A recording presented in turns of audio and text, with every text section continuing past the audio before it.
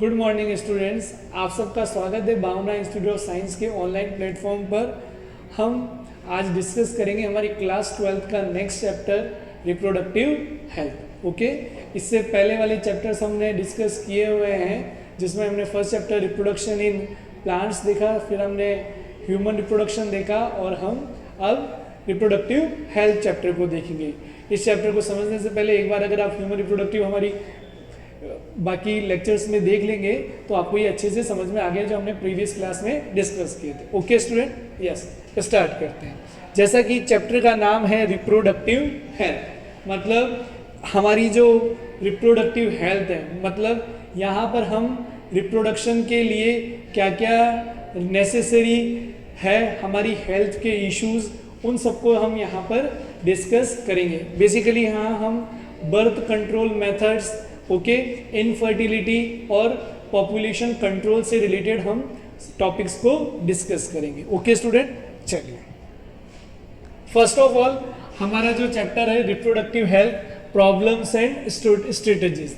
Reproductive health chapter के अंदर हम देखेंगे कि प्रॉब्लम्स और स्ट्रेटजीज, मतलब रिप्रोडक्शन से रिलेटेड अगर किसी को कोई प्रॉब्लम्स हैं तो उनका कैसे इम्प्रूवमेंट किया जाएगा, कैसे उन्हें ठीक किया जाएगा। ओके, और हम बर्थ कंट्रोल के बारे में डिस्कस करेंगे। First of all the program family planning initiate in 1951। सबसे पहले अगर अपन बात करें आज़ाद आफ्टर द इंडिपेंडेंस, उस टाइम पॉपुलेशन बहुत ज़्यादा बढ़ रही थी, तो बेसिकली गवर्नमेंट ने एक रूल लाए, एक प्रोग्राम लाए 1951 में, फैमिली प्लानिंग। फैमिली प्लानिंग का इस प्रोग्राम का मेन मोटो क्या था कि एक स्मॉल फैमिली रहे जिसमें ज़्यादा पर्सन्स ना हो, तो मतलब जितनी ज़्यादा छोटी फैमिली रहेगी वो उतनी ज़्यादा ही हैप्पी रहेगी। फैमिली प्लानिंग प्रोग्राम लाए। Next reproductive and child health care. देखिएगा, reproductive and child health care मतलब जो रिप्रोडक्शन के लिए क्या क्या हेल्थ होनी चाहिए, बेसिकली मतलब हेल्थ के अंदर कोई प्रॉब्लम ना हो, और चाइल्ड हेल्थ केयर, अब एक चाइल्ड ने जन्म लिया तो उसकी हेल्थ को भी अपन को ठीक रखना है, तो ये सारे के सारे टॉपिक्स हैं हमारे इसके अंदर। फिर है सेक्सुअली ट्रांसमिटेड डिजीज, सबसे ज़्यादा इम्पोर्टेंट और बहुत डेंजरस। कुछ ऐसी डिजीजेज होती हैं जो सेक्सुअल इंटरकोर्स कॉन्टेक्ट के थ्रू ही ट्रांसफर होती है, जिन्हें अपन सेक्सुअली ट्रांसमिटेड डिजीज पढ़ते हैं। सेक्सुअली ट्रांसमिटेड डिजीज में एक सबसे डेंजरस है एड्स। क्या है? एड्स। एड्स है जो कि पूरे वर्ल्ड वाइड स्प्रेड हो चुका है और बहुत डेंजरस है। एड्स के साथ सुजाक है, सिफिलिस है, गोनेरिया है। ओके, नेक्स्ट अब एक टॉपिक बिल्कुल अलग इससे, एमनियोसिंथेसिस। एमनियोसिंथेसिस होता क्या है? A foetal sex determination test based on the chromosomal pattern in the amniotic fluid surrounding the developing embryo. Okay, पहले हम थोड़ा सा reproduction in human being chapter को वापस से रिकॉल करते तो पता चलेगा आपको हम एमनियोसिंथेसिस के बारे में। हमने पढ़ा था कि जब एम्ब्रियो नॉर्मली कहाँ पर हमारे यूट्रस के अंदर इम्प्लांट रहता है, तो उस एम्ब्रियो के चारों तरफ एक फ्लूइड होता है जिसे हम बोलते हैं एमनियोटिक फ्लूइड। क्या बोलते हैं? Amniotic fluid. तो बेसिकली यहाँ पर एमनियोटिक फ्लूइड को ही टेस्ट किया जाता है, और उसके अंदर जो क्रोमोसोम्स के पैटर्न्स हैं, मतलब क्रोमोसोम्स कैसे हैं, क्रोमोसोम्स कौन से, एक्स एक्स या एक्स वाई, तो इन क्रोमोसोम के पैटर्न को देखकर उस एम्ब्रियो के सेक्स का पता लगाया जाता है कि ये जो होने वाला जो चाइल्ड है ये बॉय है या गर्ल है, या मेल है या फीमेल। तो इस प्रोसेस को हम बोलते हैं एमनियोसिंथेसिस। ओके, क्या बोलेंगे? एमनियोसिंथेसिस। तो ये एमनियोसिंथेसिस जो मेथड है, ये हमारी गवर्नमेंट ने इसे प्रोहिबिटेड कर दिया है, अलीगल कर दिया है, क्योंकि आज भी हमारे यहाँ पर इंडिया में सेक्स रेशियो में गर्ल्स के रेशियो कम है। तो इस एमनियोसिंथेसिस का मेन मोटो यही था कि अगर किसी फीमेल के यूट्रस के अंदर गर्ल चाइल्ड है तो बेसिकली उसको वहीं किल कर दिया जाए, उसे जन्म नहीं लेने दिया जाए। ओके, सहेली and oral contraceptive for female developed by CDRI। देखिएगा, जैसे ये मेडिसिन से सहेली टैबलेट्स हैं, ओरल कॉन्ट्रासेप्टिव ये भी टैबलेट्स होती है जो फीमेल्स के लिए, जिन्हें किसने डेवलप किया? CDRI, central drug research institute, जो कि कहाँ पर है? यूपी के अंदर, लखनऊ के अंदर। ओके, ये कुछ पॉइंट्स हैं रिप्रोडक्टिव हेल्थ से रिलेटेड। आइए अब हम और आगे डिस्कस करते हैं। नेक्स्ट हम बात करें ये सब को क्यों जरूरत पड़ी हमें यूज में लेने की। इसका सीधा सा कारण है population explosion and birth control. जो पॉपुलेशन इतनी बड़ी है उसकी वजह से हम ये यूज कर रहे हैं। Increased health facilities, population explosion का सबसे बड़ा कारण क्या है कि जो हमारी हेल्थ फैसिलिटीज है बहुत ज़्यादा अच्छी हो गई है। Better living conditions are the cause of population explosion, मतलब हमारे लिए जो लिविंग कंडीशन है ये बहुत ज़्यादा अच्छी हो गई है। गवर्नमेंट्स भी हमें बहुत सपोर्ट करी है, तो एक तरह से क्या है हमारा पॉपुलेशन एक्सप्लोजन होना है एक तरह से हो गया। Out of 6 billion world population 1 billion are Indian, मतलब 6 बिलियन पॉपुलेशन जो वर्ल्ड के उसमें 1 बिलियन तो सिर्फ इंडियंस ही है। Okay, rapid decline in the death rate. अब पॉपुलेशन एक्सप्लोजन का एक बड़ा कारण ये भी कि डेथ रेट क्या हो गई है, डिक्लाइन हो गई है।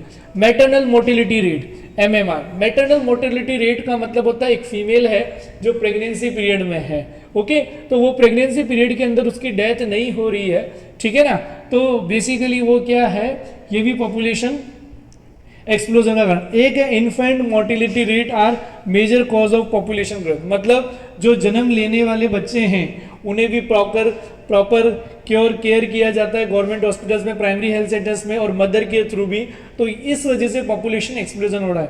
पहले के समय में रूरल एरियाज में या अर्बन एरियाज में इतनी अच्छी फैसिलिटीज नहीं थी, तो ये सब कारण थे किसके, डेथ के, जिस चीज़ को अब बिल्कुल कम हो गई है क्योंकि मैटरनल मोर्टिलिटी रेट भी क्या हो गई है, कम, इन्फेंट मोर्टिलिटी रेट भी क्या हो गई है, कम। ये सब रीजन है हमारी पॉपुलेशन के बढ़ने के।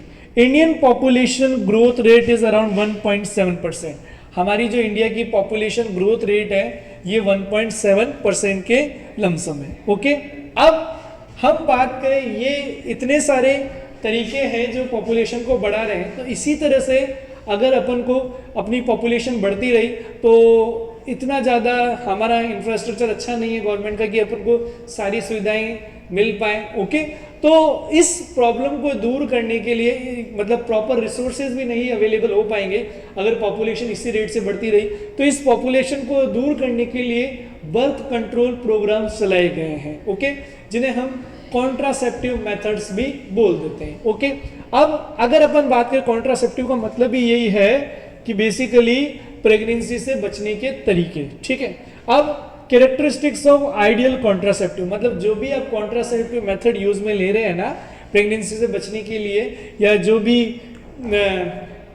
और रीजंस के लिए, तो ये सब क्या होते हैं, क्या क्या इसके कैरेक्टरिस्टिक। सबसे पहले यूजर फ्रेंडली, मतलब कॉन्ट्रासेप्टिव मेथड्स ऐसे होने चाहिए जिन्हें जो यूज कर रहा है ना वो उन्हें इजीली यूज कर पाए, है ना, और दूसरी बात इजीली अवेलेबल, अच्छे इजीली अवेलेबल हो, और थर्ड इफेक्टिव भी होनी चाहिए। क्या होनी चाहिए, इफेक्टिव, नॉर और लीस्ट साइड इफेक्ट, और इन कॉन्ट्रासेप्टिव मेथड्स के ना या तो साइड इफेक्ट हो ही ना, और हो भी रहे तो बहुत कम होने चाहिए। No ways interfere with the sexual drive, और सबसे बड़ी बात जब मेल और फीमेल के बिटवीन जब सेक्सुअल इंटरकोर्स हो रहा है ना तो उसमें बिल्कुल भी इंटरफियर ना हो। ऐसा नहीं है कि उनका सेक्सुअल ड्राइव है वो कम हो जाए। तो ये बेसिकली कॉन्ट्रासेप्टिव कोई भी हम मेथड यूज में ले रहे हैं या कोई भी कॉन्ट्रासेप्टिव यूज में ले तो उसके अंदर ये क्या होनी चाहिए, कैरेक्टरिस्टिक्स होनी चाहिए। ओके, नेक्स्ट अब हम बात करते हैं बर्थ कंट्रोल मेथड्स, मतलब कौन कौन से ऐसे मेथड्स हैं बर्थ कंट्रोल की, ठीक है। फर्स्ट सबसे पहला है नेचुरल मेथड। क्या है, नेचुरल मेथड, मतलब नेचुरल तरीके से भी अपन बर्थ कंट्रोल कर सकते हैं। Work on the principle of avoiding chance of ovum and sperm meeting. ये नेचुरल मेथड किसके ऊपर डिपेंड करता है, किस प्रिंसिपल पर, ओवम और स्पर्म्स को मिलने ही नहीं दिया जाए, ठीक है, मतलब स्पर्म्स और ओवम को मिलने ही नहीं दिया जाए नेचुरल तरीके से। इसमें आप कुछ यूज नहीं ले रहे हैं, बिल्कुल नेचुरल तरीके से आप इन मेथड्स को यूज में ले रहे हैं, तो ये होंगे हमारे नेचुरल मेथड्स। इसमें सबसे पहला है पीरियोडिक एब्स्टिनेंस, है ना। पीरियोडिक एब्स्टिनेंस होता क्या है, देखिएगा, अवॉइड और abstain from coitus from day to 10 to 17 of the menstrual cycle when ovulation could be expected. देखिएगा, ये एक सबसे आसान तरीका है नेचुरल मेथड में पीरियोडिक एब्स्टिनेंस जिसे हम बोल रहे हैं कि मेल और फीमेल को कोइटस नहीं करना है कब, 10 to 7 days of menstrual cycle. Menstrual cycle के 10 से 17 डे के बीच, मतलब जो हमें पता है 28 डेज का जो मेंस्ट्रुएशन साइकिल का टाइम है, तो इसके अंदर 10 से लेकर 17 डेज के बीच में अगर कोइटस नहीं होगा तो उससे भी क्या हो सकता है, प्रेगनेंसी से बचा जा सकता है। Chance of fertilisation is very high in this period. इस टाइम पर बेटा फर्टिलाइजेशन के चांसेस बहुत ज़्यादा होते हैं, और हमने पढ़ा भी है इससे पहले वाले चैप्टर के अंदर, ओवुलेशन 14th डे पर होता है, ठीक है ना। तो ये 14th डे इसी के बीच में आ रहा है, तो इस समय फर्टिलाइजेशन के चांसेस बहुत ज़्यादा होते हैं। It is called a fertile period, मतलब ये जो टाइम है 10 से 17 वाला, इसको अपन ने बोला है फर्टाइल पीरियड। ओके, बट ये जो पूरा प्रोसेस है ये नेचुरल प्रोसेस में आप कुछ यूज नहीं ले रहे हैं, तो बेसिकली इसके अंदर सक्सेस की रेट इतनी नहीं है, इसके फेलियर होने के चांसेस ज़्यादा भी हैं, क्योंकि यहाँ पर जैसे कोई फीमेल है उसके मेंस्ट्रुएशन साइकिल में डिले है, तो वो अगर वो पता नहीं हो, रिमेंबर ना हो, तो उससे भी ये प्रॉब्लम हो सकती है। ओके, विड्रॉल और कोइटस इंटरप्शन। विड्रॉल और कोइटस इंटरप्शन का मतलब क्या होता है? The male partner withdraws his penis from the vagina just before ejaculation। मतलब इसके अंदर क्या होगा कि जो मेल पार्टनर है वो अपना पीनस को वेजाइना से विड्रॉल कर ले, कब? इजेकुलेशन से पहले ही, so as avoid insemination into the vagina. तो इससे क्या होगा, पीनस जो वेजाइना से बाहर आ जाएगा तो इंसेमिनेशन हो ही नहीं पाएगा, किसके अंदर? वेजाइना के अंदर। ओके, चलिए थर्ड मेथड है लैक्टेशनल एमेनेरिया। लैक्टेशनल एमेनेरिया क्या होता है? No menstruation during lactation period. जैसे एक मदर है, उसकी प्रेगनेंसी कंप्लीट हो गई, तो प्रेगनेंसी के बाद जब उसका लैक्टेशन पीरियड है, मतलब जब वो अपने न्यू बॉर्न को क्या करेगी? ब्रेस्ट फीडिंग कराएगी, तो वो ज़्यादा समय तक बेसिकली क्या है, लैक्टेशन करेगी, ब्रेस्ट फीडिंग कराएगी, तो उसके मेंस्ट्रुएशन साइकिल स्टार्ट होने में टाइम लगेगा, और मेंस्ट्रुएशन साइकिल होगा नहीं तो फर्टिलाइजेशन के चांसेस भी क्या हो जाएंगे? कम। Okay, it is effective up to 6 month, लेकिन ये पूरे के पूरे क्या है, 6 मंथ तक ही इफेक्टिव है, इससे ज़्यादा ही इफेक्टिव नहीं है।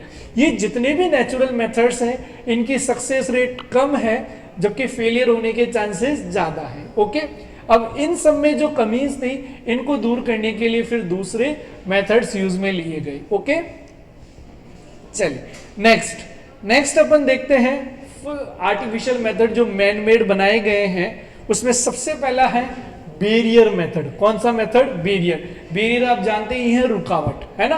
तो मतलब स्पर्म और एग के मीटिंग को अपन रोक देंगे। कैसे? Principle of working prevent physical meeting of sperm and ovum.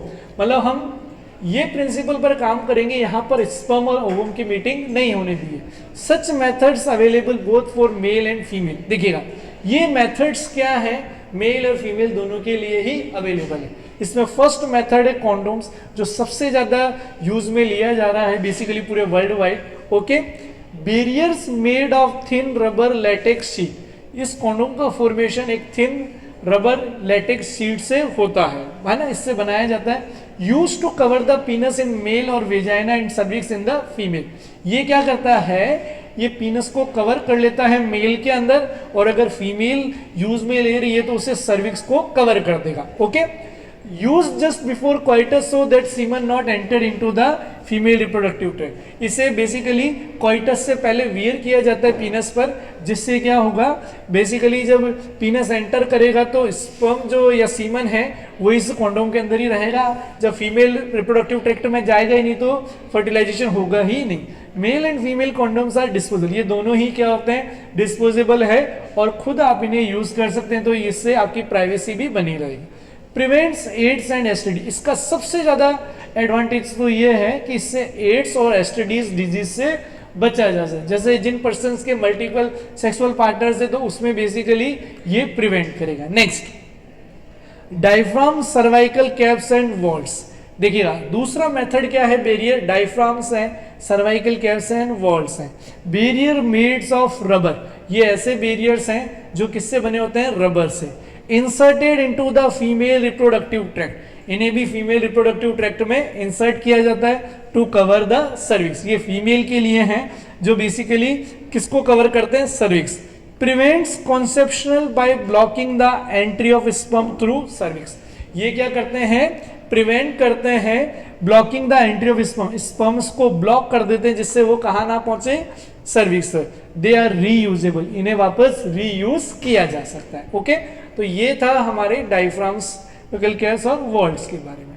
अब ये सारी चीजें बेसिकली यूजेबल हैं, इन्हें आप खुद यूज में। अब थर्ड अपन जो देख रहे हैं बेरियर के अंदर वो है intra uterine devices. Intra uterine devices नाम से ही लग रहा है, इंट्रा मतलब यूट्रस, इंट्रा मतलब अंदर, यूट्राइन मतलब यूट्रस के अंदर, यूट्रस के अंदर कुछ डिवाइसेस इंसर्ट की जाएंगे। Okay, these devices are only used by female. ये इंट्रा यूट्राइन डिवाइसेस किसके लिए हैं, बेसिकली फीमेल्स के लिए। ओके, इंसर्टेड बाय डॉक्टर और by expert nurses in the uterus through vagina.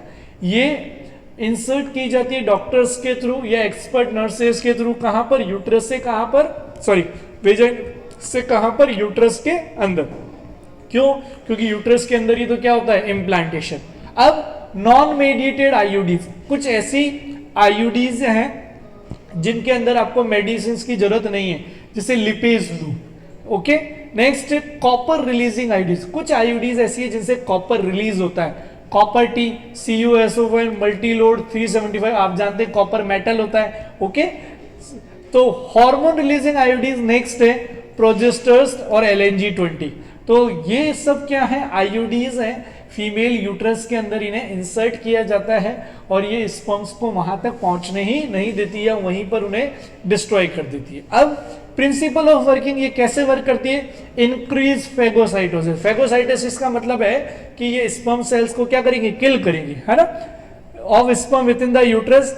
Copper ion released suppress sperm motility. अब जो ये कॉपर आयन है, कॉपर टी, ये बेसिकली क्या करती है, स्पर्म्स की मोटिलिटी को सप्रेस कर देती है, कम कर देती है। And fertilization capacity of sperm, और स्पर्म की फर्टिलाइजेशन कैपेसिटी को भी क्या कर देंगी, कम। Hormone releasing IUDs make the uterus unsuitable for implantation.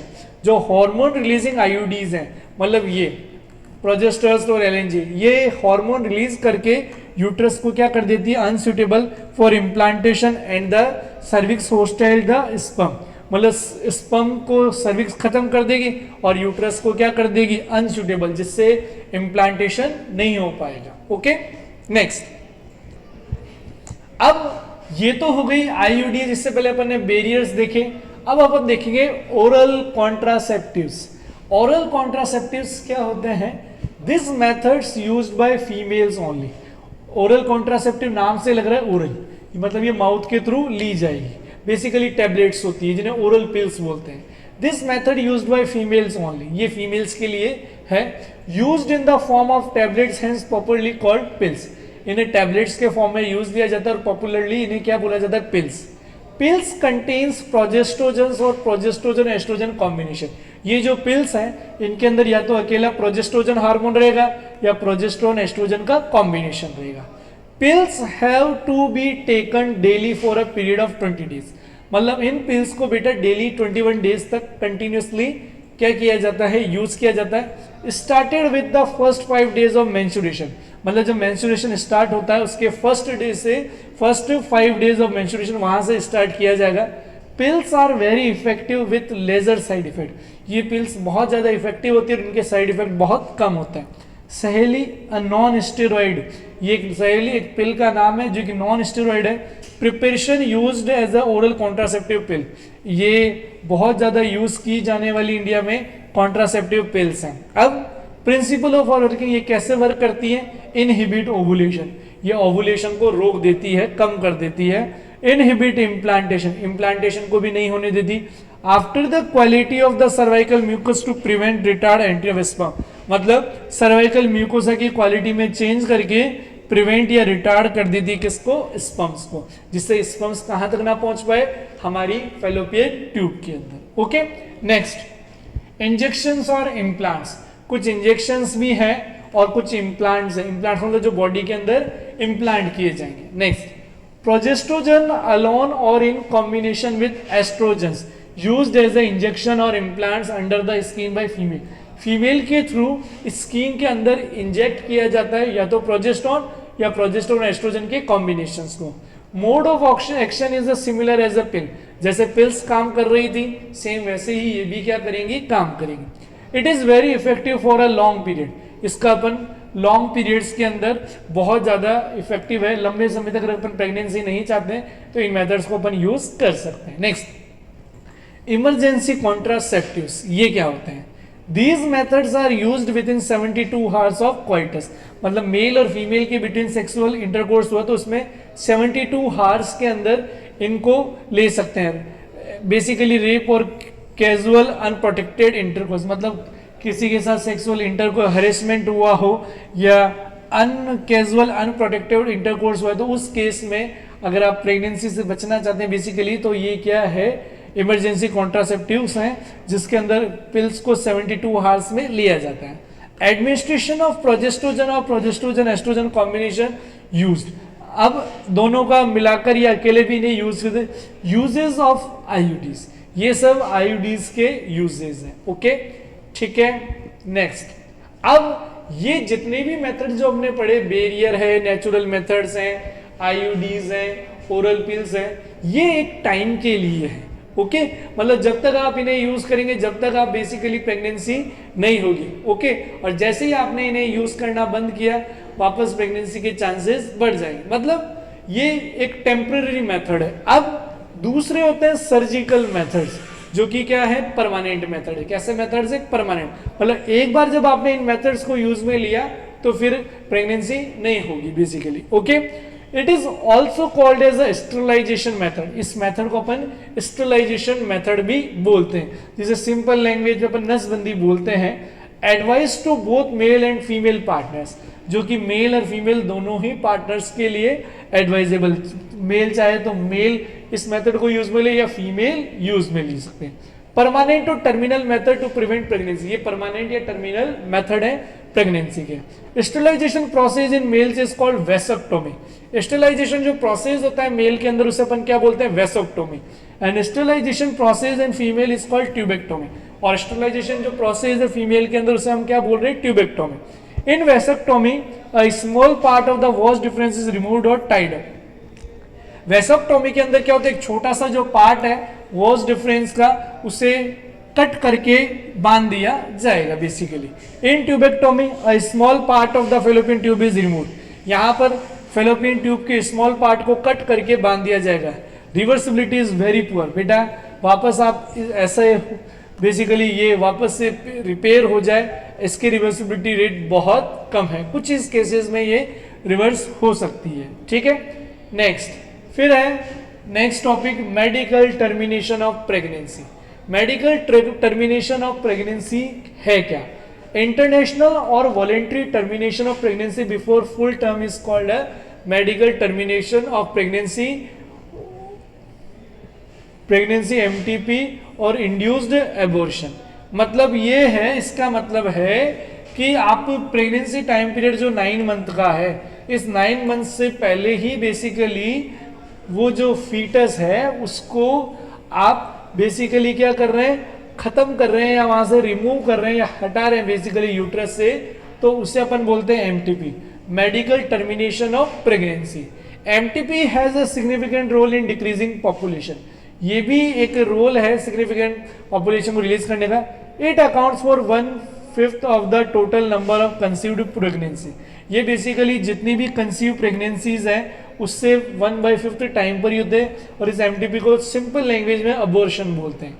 Legal restrictions only to reduce female foeticide, legal restrictions हैं तो इसमें से फीमेल फर्टिसाइड्स को ही रिड्यूस करें ऐसा कोई जरूरी नहीं है। Okay, this method is safe with in first trimester, अगर कोई फीमेल फर्स्ट ट्राइमेस्टर में है मतलब फर्स्ट 3 मंथ है प्रेगनेंसी के, तो उसमें ये सेफ होती है। ओके, फिर हम बात करते हैं ये जो एमटीपी है, ये किसी के साथ सेक्सुअल हैरेसमेंट हो तो उस केस में भी अगर प्रेगनेंसी हो जाए तो वहां पर भी एमटीपी गवर्नमेंट ने लीगल कर दी है। ओके, नेक्स्ट है हमारा sexual transmitted diseases. Sexual transmitted diseases क्या होती हैं?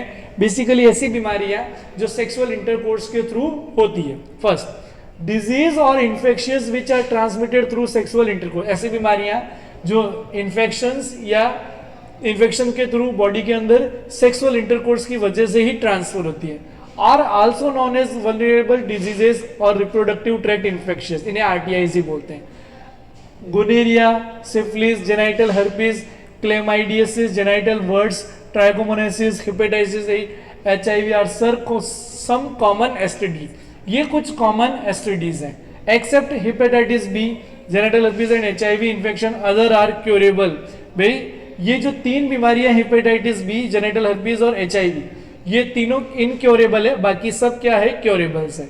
इनके सिम्टम्स क्या हैं इन डिजीजेस के? Itching, fluid discharge, slight pain, swelling in the genital region. हमारे जो जेनेटल रीजन है वहां पर ईचिंग हो, फ्लूइड डिस्चार्ज हो, पेन हो, स्वेलिंग हो, ये सारी चीजें. STD remains asymptomatic in the female and remain undetected for a long. Female के अंदर जो एसटीडी डिजीजेज हैं ये असिम्प्टोमिक है, मतलब इनके अंदर आपको सिम्टम्स नजर नहीं आएंगे और फिर बाद में बहुत टाइम बाद इनका पता चल जाए. In the later stage it may leads to pelvic inflammatory disease. और जब बहुत टाइम बाद पता चलेगा तो फीमेल के अंदर इससे PID, pelvic inflammatory diseases, abortion, still birth, ectopic pregnancies, infertility और इवन कैंसर इन RT, ये सारे के चांसेस हो जाते हैं बढ़ने के. ठीक है, अब इनके प्रिवेंशंस क्या हैं? Avoid sex with the unknown partner और multiple partners. Okay, always use condoms during a coitus. In case of doubt consult with a qualified doctor for early detection. अगर आपको ऐसा लग रहा है तो आपको कंसल्ट करना चाहिए डॉक्टर से. Get complete treatment if diagnose with the disease. और अगर आपको पता चल गया बीमारी का तो इसका कंप्लीट ट्रीटमेंट आप लीजिएगा. Okay, next.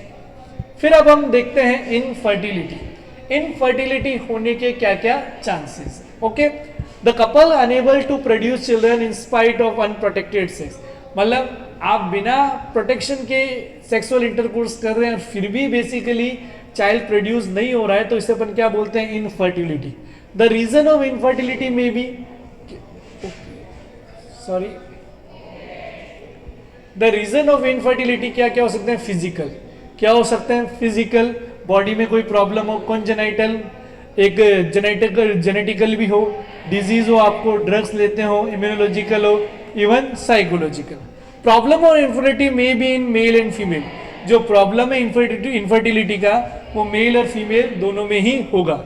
Infertility clinic can diagnose and correct the cause of infertility clinics आपके इस बीमारी को डायग्नोस करेंगे और उन्हें करेक्ट करेंगे जिससे इनफर्टिलिटी से बचा जा सके. In case there no correction are possible some special technology. अगर कोई करेक्शन नहीं हो सकता तो कुछ स्पेशल टेक्नोलॉजीज है use to have children called assisted reproductive technologies, ART. अगर ऐसा नहीं हो रहा है, ये प्रॉब्लम्स ठीक नहीं हो रही, तो कुछ टेक्नोलॉजीज हैं ART जिन्हें अपन असिस्टेड रिप्रोडक्टिव टेक्नोलॉजीज हैं, इनको यूज में लेकर भी इनफर्टिलिटी को दूर किया जा सकता है. Okay, next. अब क्या क्या है असिस्टेड रिप्रोडक्टिव टेक्नोलॉजीज? ये इस चैप्टर का सबसे इंपॉर्टेंट पार्ट है, ARTs. First, in vitro fertilisation. In vitro fertilisation का मतलब क्या है? Fertilisation outside the body in the laboratory. Fertilisation कहाँ किया जाएगा? आउटसाइड, बॉडी के बाहर. कहाँ पर? लेबोरेटरीज के अंदर. Condition created in laboratory similar to the body. उन लेबोरेटरीज में ऐसी कंडीशंस बनाई जाती है जो सेम किससे कैसी हो? हमारी बॉडी जैसी. दूसरा तरीका है embryo transfer, popularly known as test tube baby program. इसे अपन क्या बोलते हैं? Test tube baby. Ova from the wife से ओवर लिया जाएगा या डोनर से, and sperm from the husband, या स्पर्म लिया जाएगा हस्बैंड से या डोनर से, are collected and induce to form zygote. और इसे कलेक्ट करके कहाँ? जाइगोट बना दिया जाएगा under simulated condition in the laboratory. Same जैसी बॉडी की कंडीशन होती है सेम वैसे ही लेबोरेटरी के अंदर. द जाइगोट और early embryos with up to 8 blastomere. ऐसा जाइगोट या एम्ब्रियो जो किस कंडीशन में हो? 8 blastomeres. Could be transfer into the fallopian tube. इसे कहाँ ट्रांसफर कर दिया जाएगा? फेलोपियन ट्यूब के अंदर. मतलब ऐसा जाइगोट या एम्ब्रियो जो 8 ब्लास्टोमियर स्टेज में ही है तो उसे कहाँ ट्रांसफर किया जाएगा? फेलोपियन ट्यूब के अंदर. तो इसे हम बोलेंगे gift, zygote intra fallopian transfer. Next, IUT, intra uterine transfer embryo with more than 8 blastomere. अगर कोई एम्ब्रियो 8 ब्लास्टोमियर से ज्यादा का है तो उसे कहाँ ट्रांसफर करेंगे? यूट्रस के अंदर, जिसे हम बोलेंगे intra uterine transfer. Further development taken place with in the female body, फिर ये फर्दर किसके अंदर डेवलपमेंट करेगा, फीमेल बॉडी के अंदर।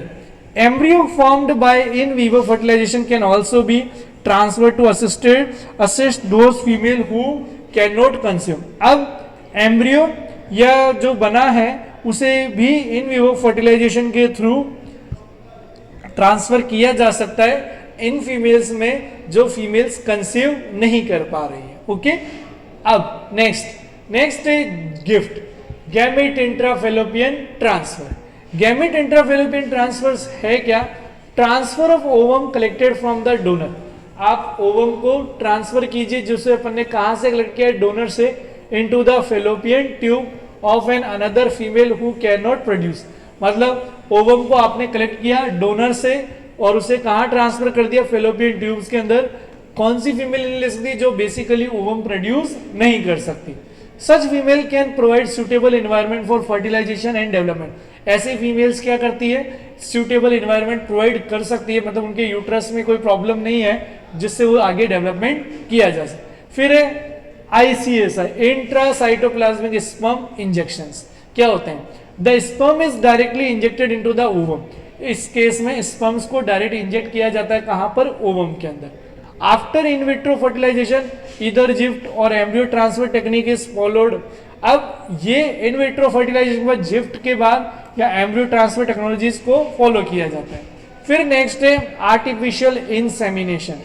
आर्टिफिशियल इंसेमिनेशन क्या होता है, आर्टिफिशियल इंसेमिनेशन को अगर अपन देखें तो देखिएगा यहां पर क्या होता है, semen is collected either from the husband. यहां पर सीमन को कलेक्ट किया जाएगा या तो हस्बैंड से या किसी डोनर से। Is artificially introduce into the vagina, इसे आर्टिफिशियली तरीके से वेजाइना में इंट्रोड्यूस किया जाएगा into the uterus, IUI, intra uterine insemination और द फीमेल। मतलब इसे अगर हम यूट्रस में इंसर्ट कर रहे हैं तो इसे बोलेंगे intra uterine insemination. Such technologies is useful in cases either the male partner unable to inseminate. ये टेक्नोलॉजी तब सक्सेसफुल है कि जब फीमेल पार्टनर क्या है, अनेबल है इंसेमिनेट के लिए थ्रू द फीमेल और very low sperm count in the ejaculate, या इजेकुलेट के अंदर बहुत कम क्या है, स्पर्म काउंट्स हैं। ओके, समझ गए इसको। चलिए, ये कुछ टेक्निक्स थी जो हमारे बर्थ कंट्रोल से रिलेटेड थी। ओके, आपको ये चैप्टर अच्छे से समझ में आ गया होगा। ओके स्टूडेंट्स, ठीक है, थैंक यू।